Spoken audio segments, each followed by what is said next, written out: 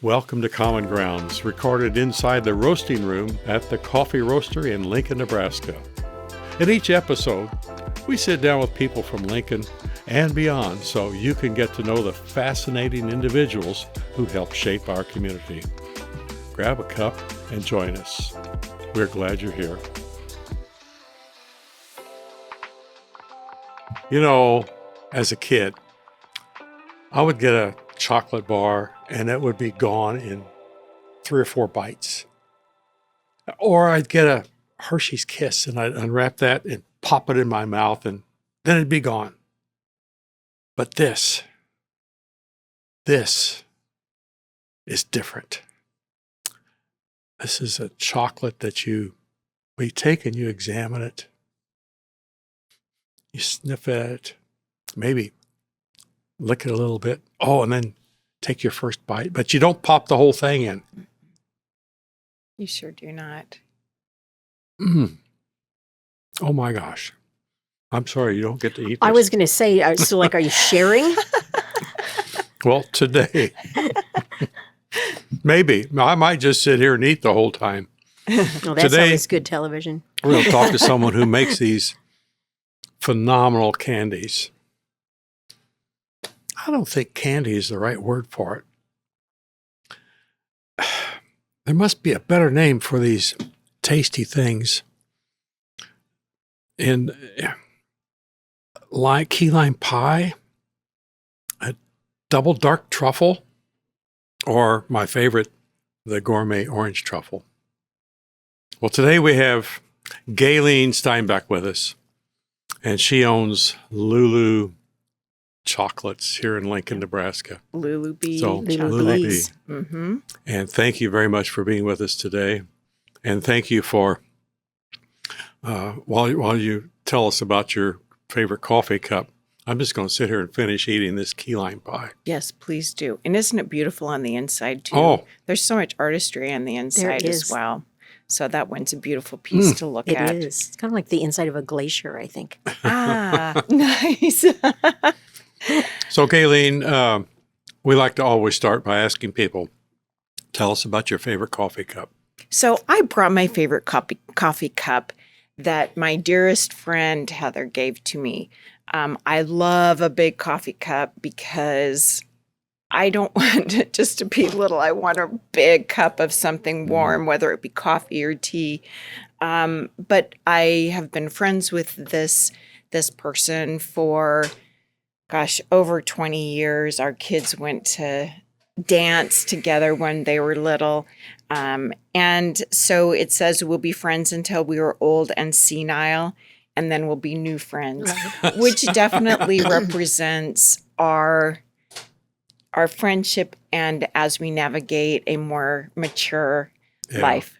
So this is my favorite cup. It's beautiful. That's great. In fact, I'm going to get some coffee here. Well, absolutely. Help yourself. And while you're pouring that, I want to ask you how you got started with Lulubee chocolates and key lime pies. And so while you're talking, I'm going to pop the rest of this in my mouth. Okay.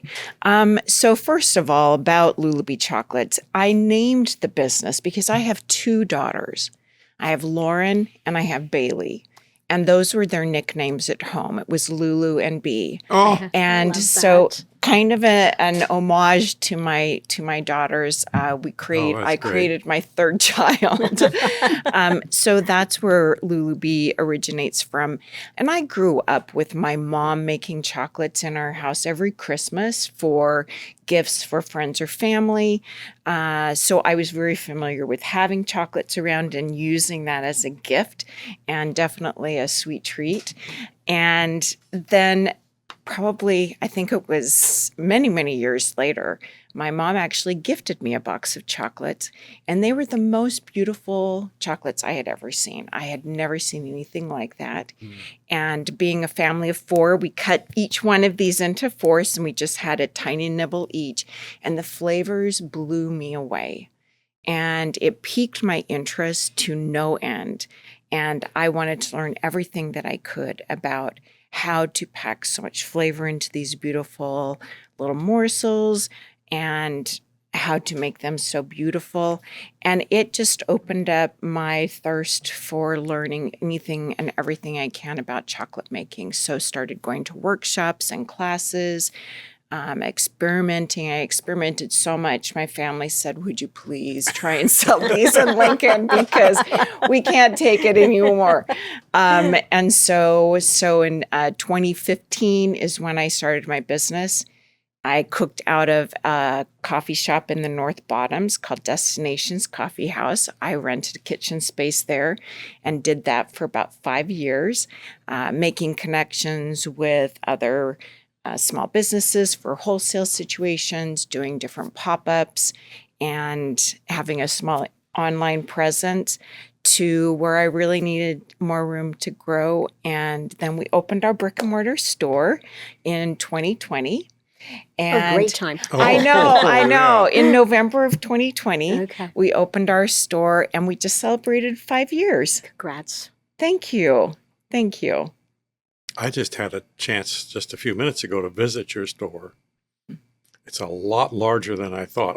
I envisioned you in like a relatively small kitchen, making 2 or 3 of these at a time, but you've got quite a production going there. That's how it used to be, though, Randy. Well, okay.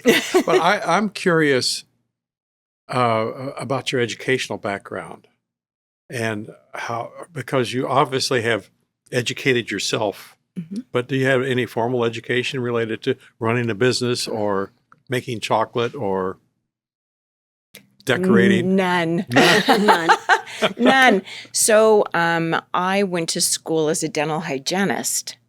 And so I was a dental hygienist for 17 years. And so I was in the dental field. And then when my kids were getting close to going to school, I was like, I kind of want to try just being a stay-at-home mom for a little bit. And so I had left dental hygiene. And when I was ready to go back to the workforce, that was when I had discovered this passion and wanted to just go full force into that. And a lot of people, especially that know me from my prior life, will say, how did you end up going there? And for me, it makes so much sense because I was very, very used to working very fine, very intricate, very high level of detail work. That has always been who I am. And so then to have, and the science background as well, because there's a tremendous amount of science that goes into any kind of making, but chocolate with all the different, the things that can and can't go wrong. Yes. And so for me, it was a chance to then add creativity to what I was already very familiar with in my core. Wow. So that was my experience. That was my education. So you got the love for it from your mother. Mm-hmm. I want to ask what your daughters think about, mom's running this well-known and loved chocolate shop in Lincoln, Nebraska. What do they think? My girls are extremely proud. They are extremely proud and extremely supportive of me. My oldest daughter, she isn't necessarily as excited about being in the thick of things, but she is a great critical. She offers really great feedback. She is very, very honest, but in a very constructive way. So she has always been a really great taste tester and supporter. She's a very, very big supporter. And my younger daughter, she basically has been my right hand since she was in middle school. Really? Yes. And so she worked with me. She's worked with me the whole time that I was at our 56th and Pine Lake location. And she just recently left to go to school. She went back to school. She's in Atlanta, Georgia right now. But she has been such an integral part of my business. She laughs now because she's like, I have to take this business course. And she's like, I kind of think I'll nail this one. She has lots of real life experience to bring to it. She has a lot. That is really good. She has a lot. And it was so fun to work with my daughter. What a joy to have her be in there, and I could just hug her whenever I wanted to. But to see her grow so much, her to see her leadership take over, for her to own a lot of projects and she offered so much for the business, and she has done nothing but support me and my business, and she still continues to. I rely on her a lot for a sounding board and hey, can you make this spreadsheet for me? So can you continue to do that remotely while she's in Atlanta? Good. I do. But she doesn't get to taste test, probably. I send Do you them send to things her. to her? All right. That tells us that these ship and ship well. Yes, with a lot of care. Yes. Especially going to someplace hot. Oh, yeah. Yes. Well, you made reference to the science of chocolate and all the things that can go well and the things that can go wrong. And any of us that have ever cooked with chocolate know that sometimes you can just end up with a disaster on the pan on the stove. And it's like, I don't know what I did, but something interfered. So talk to us about how do you create from the beginning, your beginning ingredients? How do you create this? Okay. Well, first of all, I do look for high quality products, ingredients, and especially as much as I can locally. We are partnering with Twin Springs Pecans to create a lovely piece that has pecan as the base, which is fantastic.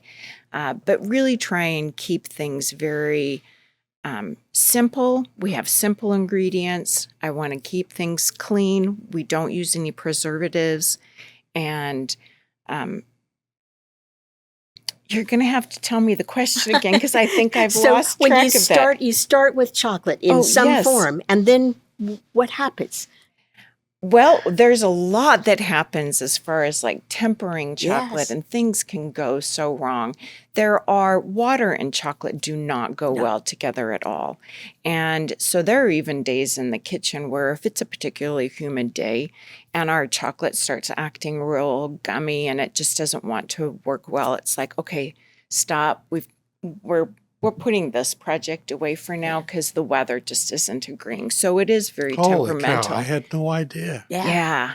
Yes. Some of them, white and milk chocolates more so are affected by that than dark. But sometimes, and it's good because my team will recognize that too. And they'll be like, I'm fighting with it. I'm just going to put it aside. And it's like, yep, good call. But as far as like, if you want to know about the bonbons themselves. I was going to ask, because on your website, you talk about hand polishing these little things. We do. So these are the type of molds. This is the mold that we use to make all of our bonbons. It's a polycarbonate mold, so it's a hard mold. And chocolate is one of those things that it will imprint against anything that you put next to it. So if you were to lay it on this surface here while it's wet, when it dries, when it hardens and crystallizes, you can peel it off and it will still hold that shape. So it will be bumpy. If you put it next to something super smooth, it'll come off smooth. If you put it next to something bumpy, it'll end up being bumpy. But so our molds, after they're used, we wash them and we polish them. We use a microfiber cloth and we get in here and we polish every one of them because we do want them to be nice and shiny. And this is a nice shiny surface in here. And we just want to make sure that there's nothing that would interfere with that shine because it will pick it up. It will pick it up. I'm going to ask kind of a dumb question. Maybe it's not dumb. I don't know. We're sitting here amongst coffee beans, and we all know those come off of trees, and then you roast them, and it turns into, and you grind them, make coffee. And I know chocolate comes from beans as well. Do you start with beans, or how do you make your chocolate? So I am not a chocolate maker. Okay. I am a chocolatier. So I take really great chocolate that has been made and then turn it into these wonderful morsels. So I start with great quality chocolate. And then, so on the bonbon process, once these are cleaned, this is then when we color it. So I had told you all of that was hand painted. We use colored cocoa butter. Okay. The cocoa butter is the medium that holds the color, and we use that. Paint any of the designs. You had asked about the one that has like a line on it. It gets flicked with color, and so that shows up at this line. Either we're using little tools to dot them or to draw like the carrot that's on there. But we also use like a spray gun that we'll put the colored cocoa butter in, and it will spray on there. So once this is all decorated, once you have this decorated, the next thing that happens is you pour chocolate all inside of the mold. Wait a minute. Yes. This has a little carrot on top of it. We'll show a picture of this. You do that upside down? We do it in here. So you decorate the mold. Yes. And then that transfers to the chocolate. Exactly. Oh my gosh. Exactly. So once chocolate is in here, we let it sit here for just a little bit. And like then how long's a little bit? Probably maybe 20 seconds, 25 seconds, maybe. A lot of it will depend, but not very long. Yeah. And then we'll turn it upside down. All of the chocolate will drip out except what has crystallized on the outside. Oh gosh. Yeah. So this remains in here, but all the inside comes out. Okay. Now that makes little shells for us. Then once that's done, then we will make the ganache. And ganache is basically cream and chocolate being mixed together. A lovely mixture. Yes, I know what could go. It's a rough job, I have to tell you. Oh, yeah. But then we put it inside, and either in different layers, like that one that you had. Once it has a chance to set up and crystallize and form a little bit, we'll put another little layer of chocolate over it, and then they're ready to come out. We just give it a little tap. Oh, I got my funny bone. Oh, gosh. Give it a little tap, and out they come, and then they're ready for the bagging up and getting ready to sell. So how long does the chocolate set in the mold before you tip it out? So that is the process. That's what sits there She's for about 25 seconds. Is that it? Okay. 30 seconds. Gosh. Wow. Just enough to develop, to have that, just the shell. So it's not too long. A lot of it, this is where my team will say it's not going well for me. You just get a feel for it, and it's either working or not. And then once you put the ganache in, then how long does that set? That sets typically overnight. Okay. It needs typically overnight At to room get it temperature? Yes. Okay. Do you ever refrigerate chocolate? There's kind of a rule against refrigerating chocolate, isn't there? Well, there is and there isn't. If you want to put your chocolates in the refrigerator, that is A-okay. It won't, for me as somebody who's spending so much time on this, again, it's the refrigerator isn't the problem. It's the condensation that forms after. There we go. Yeah. And so again, water and chocolate don't mix. And so that's the process that becomes challenging for somebody who's then wanting to sell those creations. So there are 5 little lovely morsels in this package. Well, there were 5 until you had the key lime pie. This looks like a spring collection. So I assume you have collections at different times of the year. Do you do special orders? If somebody said, I want them with my initials on it, you can do that? We sure do. We sure do. So we do come out with a seasonal collection. Right. And then one that's kind of an extra one is a Valentine collection. And so we do have those, but yes, we'll have special orders where people will either choose their own flavors that they want in there, or even we worked with the Kindler Hotel, and they have a chocolate that has their logo on it. And so we'll put in 2 of their logo pieces mixed with some of our regular line bonbons. And wouldn't that be lovely to get that as on your pillow when you check in? That's an upgrade from the typical hotel chocolate pillow. Here's a little mint wrapped in foil. That's right. Exactly. Or squashed a Lulubee's whatever. chocolate. Well, we'll take that one. We've talked a lot about these bonbons, and they're absolutely gorgeous. And in front of us, we have a couple of other things. Tell me about making those. So another thing that we do, we make English toffee, which I did bring some samples. You'll have to try this because it's pretty amazing. This looks amazing. This one is our dark chocolate that has pecans in it and on it. But it's fantastic. So please help yourself. But Go ahead, Marilyn. We offer so many other sweets. Not only our toffee, but we also have sea salt caramels. We have chocolate bars. We have brittle barks. This is one of our barks. We just love making anything that has chocolate or some. We definitely strive to create really beautiful tasting experiences. For you to enjoy or to share. You were talking about somebody. I'm enjoying a lot. Yes, I hope so. So, your offerings, your products, I have a feeling you do a lot more now than when you first started. So, how did those come about? Were there like some magic moments you said, this is it, and we'll work on this till we get it, or how did you grow? So a lot of trial and error. I started with a few core things. Our bonbons, our toffee, our sea salt caramel, and our chocolate bars. Those were my 4 bases that I first entered into this business with, and I have remained with those. The things that have changed are definitely ways to make our selections larger. And a lot of it has been either from people's requests or learning more about the Lincoln audience in particular. And, I do know that we love our caramel with chocolate.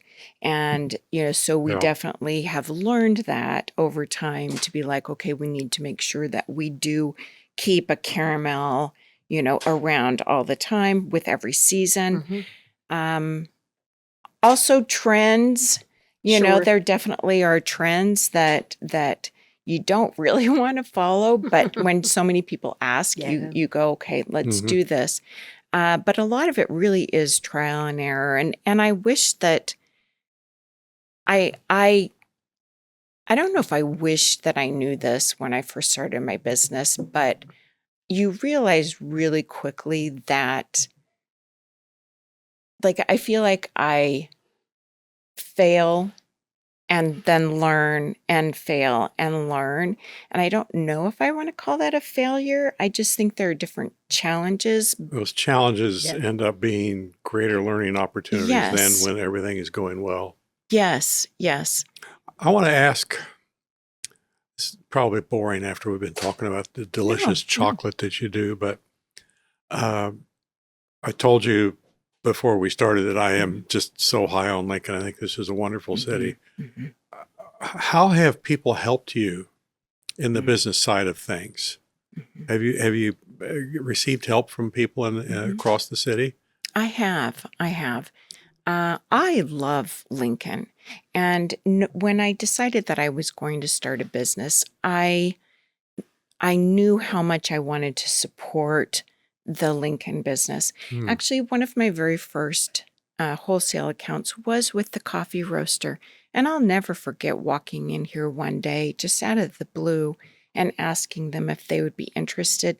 And they said, you bet. So their sense of community, also has helped to form my sense of community, how willing that they were. I work with several different.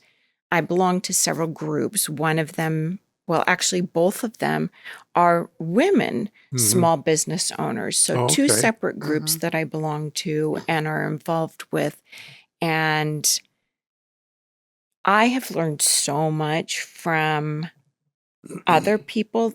I feel like the small, the small businesses here in Lincoln have, I feel like as a whole, we do generally really try to support each other, and not just support each other in supporting buying your product, but also the mentorship, the friendship, the just the learning experiences, the being able to call the coffee roaster or other people and say, hey, I'm dealing with this. Do you have any words of advice? Yeah. I know that with Sam, typically when there's a snow day, I'm always like, Sam, are you guys closing? Because it's just nice to know too what your other small businesses are doing. And I couldn't do it without the rest of the community. We have a really great community. I just have this image of a whole web of small businesses that are connected in ways that I might be able to describe, and probably in 100 times ways that I don't understand and I don't know because it's not my world. But the strength that provides to this community, I think, is extraordinary. And I think it also has to be just a strength in so many ways to each of you, not only for the technical expertise and so forth, but just that sense of support and sense of connection, and that you're not alone in, a great big otherwise corporate chain store environment, that there are many, many independent businesses that have figured out how to make this work. And I think that is a wonderful part of our community. It really, really is. In fact, I had a woman who's become a friend of mine who also owns a small business. And frequently, if I would run into her, she would be like, I feel like I'm so alone. Yeah. And how that it's hard. Yes. It is really hard to be a small business owner. And she reaches out to me quite frequently, and I to her, and I feel like from now to a year and a half ago, she doesn't feel as alone, and that's a good thing. It is. It is such a human need to be connected, and I'm just glad to know that connection exists in underpinning this business and your business and so many others. Yes. And this is 10 years? 10 years, but 5 years in our brick and mortar. And 5 years in your brick and mortar. So do you feel established and secure, and like things are in good place, and the future is more ideas, more great chocolate, more recipes? Does it feel that way most of the time? Most of the time it does. Yes, thank you for clarifying that, because not all the time. Not all the time. Yes, but most of the time it does. Lincoln is so supportive of their small businesses, as a whole. I had said earlier we opened November of 2020, and holy cow, that's a terrible time. Yeah. Oh, yeah. But I don't know if you remember this, the sense of ownership that the community had was tremendous. And there were so many people that we had come into the shop at that time who were saying, I am getting all of my gifts locally. Yes. I support local. And we're still standing after 5 years. And it is because, well, one, I think that we're putting a great product and we have a great work ethic. But I also think that the community is just so... They do want to see us succeed. I think I need to have you come to the city council or to the Chamber of Commerce, because it sounds like you're in love with Lincoln like I am. I am. It's such a great place. I have a kind of an off the cuff question: dark chocolate or milk chocolate? What's your favorite? My favorite? I'm kind of an equal opportunity chocolate lover. However, if I am going to reach for just chocolate to just enjoy, it would be dark. Okay. It would be dark. Same here. My wife and I have a routine after every meal, or afternoon and sometimes evening meals, go for some dark chocolate and enjoy that. And in our family, it's a split, which is perfect, because then when you get a gift, the dark chocolates are mine, the milk chocolates are Dave's, and we're both happy as can be. That's great. See, and I do think there's a place for both. Oh, I do. Really, too. really yeah, is. I really do. Do you want to hear a funny story about that? Please. Oh, absolutely. It has to do with the coffee roaster, actually. This was very early on in my business, and they wanted to have a chocolate bar that had espresso in it. Mm-hmm. And so I was like, okay, we're going to make this espresso bar, dark chocolate. We're going to have a little espresso ground up on top and inside a little bit, and it'll be fantastic. And so we did that, and we had it for sale. Several people would ask us, "Ooh, do you ever do a milk one?" And I'm like, no, no, it's only dark. And so then finally we had enough people ask, and I said, I've got to try this. Made a milk chocolate bar with espresso in it and on it. And I told my husband, I said, here, have a taste of this. And so we both tasted it, and we were like, oh gosh, this is so good. And so I kind of got knocked off my high horse. And now that's why I say I am an equal opportunity chocolate. There is a place. There really, really is. So can you give us a sneak preview of what are you working on now that's not yet ready? Oh, good. Not yet ready for question. sale, but what's being created at this moment? So right now what we're working on is our summer bonbon lineup, which is what you had the privy to see in the shop here today. My team said, why don't we do a theme this summer? And they chose to do a soda shop with SHOPPE. Yes. A soda shop theme. So we have a malted milk, a cherry lime, an orange sickle, a turtle sundae, and a banana split. Oh my gosh. Yes. How fabulous. Yes. Okay, I'm going to go over there right now. I know.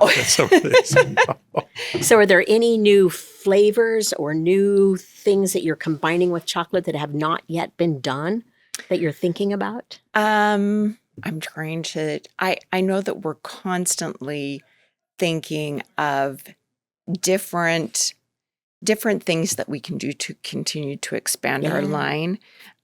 Nougat is very interesting to me, and so I think we'll be toying with some nougat. I know this summer we're working on trying to create a lineup of, it's called pâte de fruits, which just means it's just a little fruit jelly. And talk about some great flavors. Oh my just gosh, that yes. pure, intense fruit in a little cube. Really, really delicious. So those are things that you'll probably be seeing in the next little bit. How do you make nougat? That, I don't know. It's just the interest is there. Okay. And I started looking up some recipes, but it definitely is a lot of sugar. There's got to be different sugar compounds in there. But I envision it as being chock full with nuts and potentially some fruit in there. So it's a very European sweet delicacy, and I really would like to play with it. Will you embed it in a bonbon, or will it be a separate kind of? Probably separate. Yeah, I know. What a fun to just keep thinking about what's the next possibility. Okay, so you said you've learned that Lincolnites really like caramel with sea salt and caramel with chocolate. Yes. Are there other things that is like we simply have to have this always because people expect it? Well, talking about that, our number one seller of our bonbons is our brown butter caramel. And that is one that when we run out, we hear about it. Oh my gosh. Really? It's like, okay, I'll be back next week. When are you going to be done with those? because people walk in and they do expect to see that one, Oh. and they love it, and it's exceptional if you ask me. So they should love it. Yes. But Caramel, it's funny because my daughter and I used to say, okay, Lincoln's more of a milk chocolate fan, and then when we'd go and do an event up in Omaha, we'd be like, oh, Omaha's more of a dark chocolate lover community, and then it will totally flip-flop on you. So you never know. So you just make sure you've got one of both. There you go. Well, Gaylene, thank you so much for your time. And Oh, yes. I think I've gained a few pounds. My blood sugar has skyrocketed just sitting here thinking talking about about this. the chocolate. But thank you so much for your time. You're so welcome. You've been listening to Common Grounds, conversations from the roasting room at the Coffee Roaster in Lincoln, Nebraska. These conversations are designed to help us better understand the people who share this place and the stories that shape it. If something you heard today stayed with you, we invite you to keep the conversation going. Share the episode. Sit down with someone and talk. Thanks for being part of Common Grounds. We'll see you next time.